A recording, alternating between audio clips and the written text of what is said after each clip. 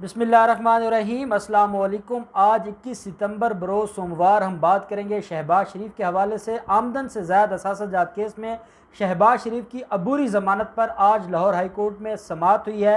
ये Lahore high court का 2 रुकनी bench है। जस्टिस सरदार अहमद नईम साहब की सरबराही में जो दूसरे इसमें ऑनरेबल मेंबर हैं जस्टिस फ़ारूक हैदर साहब। ये कोर्ट नंबर 13 है लाहौर हाई कोर्ट की, जहाँ पर आज पेश हुए हैं कमरा अदालत में शहबाज शरीफ।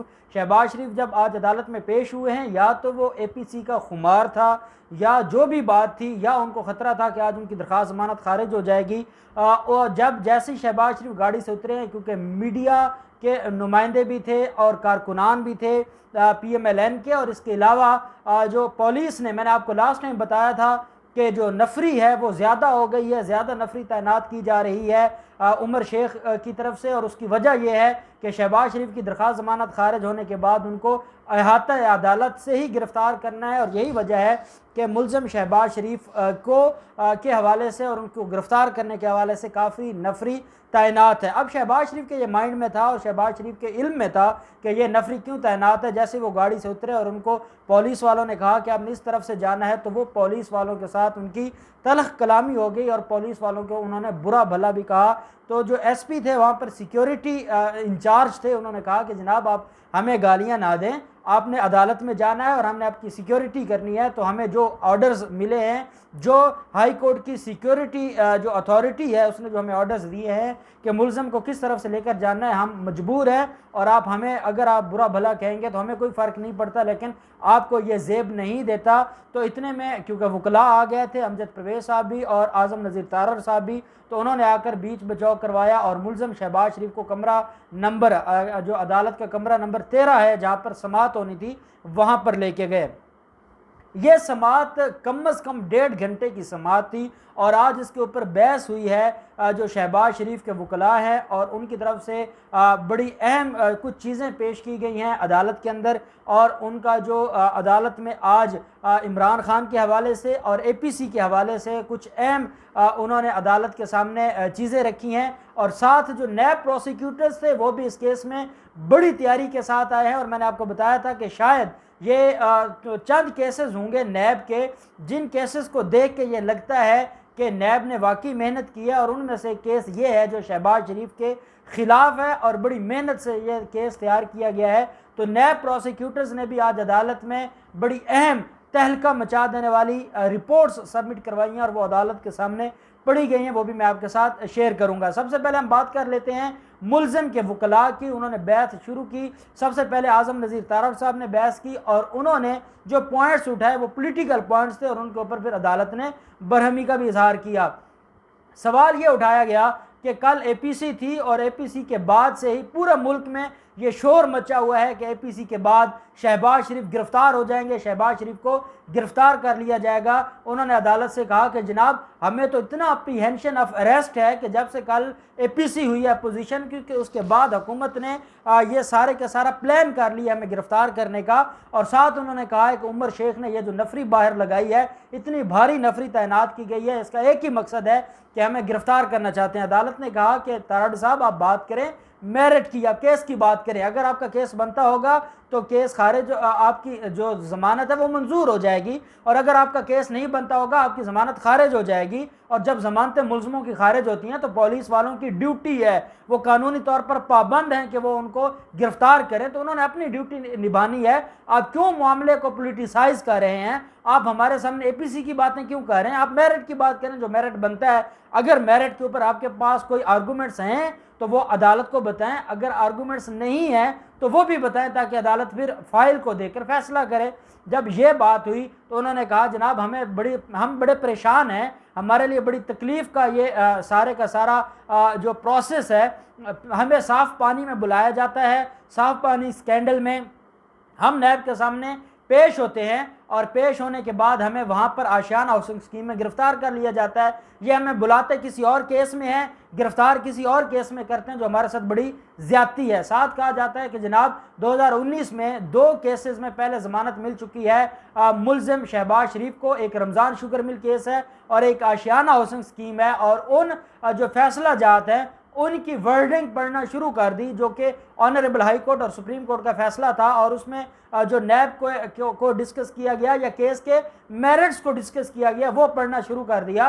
तो अदालत ने कहा तारड़ साहब आप क्यों अदालत का टाइम वेस्ट करना चाहते हैं, वो केस अलग थे, उन केस के मेरिट्स अलग थे, उन केस में जो प्रोसिक्यूशन का एलिगेशन था वो अलग था, वो मैटर्स अलग है, ये मैटर अलग है। आप पहले इस केस की तो बहस करें, इस केस की बहस करने के बाद आप अदालती नज़ायर पेश करेंगे, या आपने डायरेक्टली अदालतों के जो फैसला जात है आपके हक में वो पेश करने हैं। तो उसका मतलब तो ये हुआ कि आप मेरिट के ऊपर या फैक्ट्स के ऊपर बात करना ही नहीं चाहते, और आप सिर्फ क्वेश्चन ऑफ लॉ के ऊपर कि क्योंकि पहले नैब के बारे में फला अदालत ने ये कह दिया है तो उसके बाद सारे केस उठाकर हम फेंक देंगे, या हमने मेरिट के ऊपर केसेस को सुनना है। तो आजम नज़ीर तारड़ साहब ने कहा कि जनाब मेरा मतलब ये नहीं है, मैं सिर्फ जो नैब की मैला फाइली है वो बताना चाहता हूँ। अदालत ने कहा मैं नैब की मैला फाइली आप ज़रूर बताना, लेकिन पहले आप अपना केस बताएं। जब ये बात हुई तो उसके बाद अमजद परवेज़ साहब, क्योंकि केस में आर्गूमेंट्स तो अमजद परवेज़ साहब ने करने होते हैं, आज़म नज़ीर तारड़ साहब क्योंकि चेयरमैन हैं एग्जेक्टिव कमेटी के पाकिस्तान बार काउंसिल के, तो उनको तो इसलिए लेके आया जाता है कि ताकि अदालत का एनवायरनमेंट भी बन जाए और पता चल जाए कि आज़म नज़ीर तारड़ साहब वकील हैं शहबाज शरीफ के, और असल जो बहस करनी होती है वो अमजद परवेज़ साहब ने करनी होती है। अमजद परवेज़ साहब ने कहा जनाब हमें सबसे पहले तो ये नहीं समझ आ रही हमें गिरफ्तार क्यों किया जा रहा है, और हमें ये नहीं समझ आ रही कि अभी रेफरेंस फाइल हुआ है, और रेफरेंस फाइल होने के बाद अभी फर्द जुर्म नहीं लगा, अभी समनिंग का प्रोसेस चल रहा है, और ये हमें गिरफ्तार करना चाहते हैं। तो नैब प्रोसिक्यूटर्स ने इंटरप्ट किया और अदालत से कहा कि जनाब एक बात हम यहाँ पर क्लियर करते जाए कि इनकी जो पिटीशन है, और ये मैं अपने नाजरीन को पहले बता चुका हूँ कि इनकी पिटीशन में एक ही ग्राउंड है कि अभी इंक्वायरी है, कोई केस फाइल नहीं हुआ, कोई रेफरेंस फाइल नहीं हुआ, ऐसे में कैसे मुलजिम को गिरफ्तार किया जा सकता है।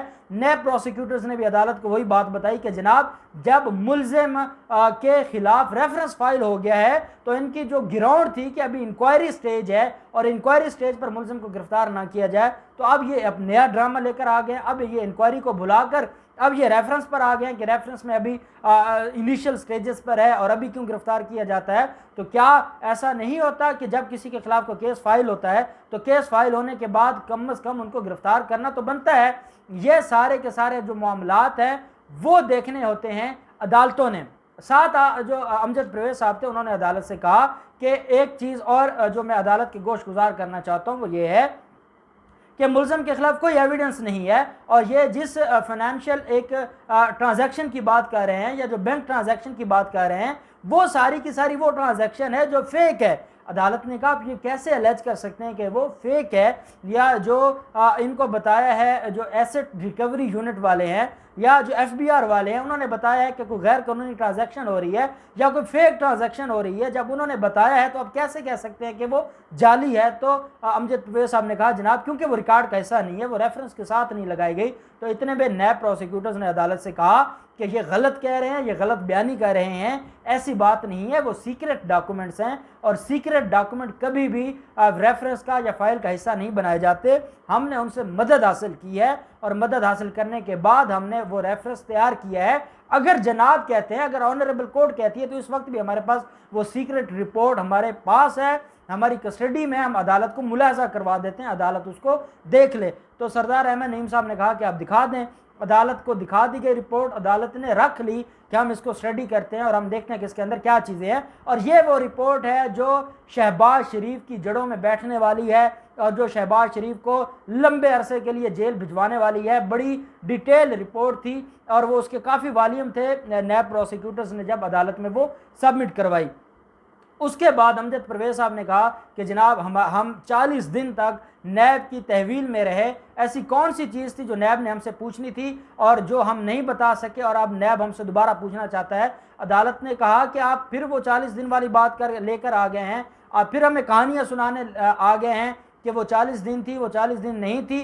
अब आप हमें ये बताएं कि आपने इस केस के ऊपर को बहस करनी है या नहीं करनी, आपने को अदालत को असिस्ट करना है या नहीं करना। और अदालत ने यह भी कहा कि आज हम शाम तक बैठे हैं, आज हम इसको मुकम्मल बहस आपकी सुनी जाएगी, क्योंकि ये मामला काफ़ी अरसा से ये अबूरी ज़मानत है और अबूरी ज़मानत इतने अरसा नहीं चला करती, और आपने कभी आपकी तरफ से कोरोना वायरस की बहाना आ गया है, कभी आपके वकला मौजूद नहीं होते थे, तो आज हम इस मामले को मंतकी अंजाम तक पहुंचाएंगे। अगर तो आप सच्चे हैं तो आपको ये ज़मानत कन्फर्म हो जाएगी, और ये जो लोग आते हैं और यहाँ पर सिक्योरिटी पर खर्चे होते हैं, यहाँ पर कारकुनान आते हैं, इन्वायरमेंट डिस्टर्ब होता है, ये ख़त्म हो। और अगर आप गुनाहगार हैं तो फिर आपको जेल से बाहर नहीं होना चाहिए, और आपका जो आपकी जो सज़ा है बनती है वो फिर आपको वो सज़ा मिलनी चाहिए। तो अमजद परवेज़ साहब ने कहा कि जनाब मुझे इसमें टाइम चाहिए, मैं जनाब को असिस्ट करना चाहता हूँ, लेकिन मैं अभी मज़ीद तैयारी करना चाहता हूँ। अदालत ने कहा आपने कितनी तैयारी करनी है? जब आप कहते हैं कि आपके खिलाफ है कुछ नहीं,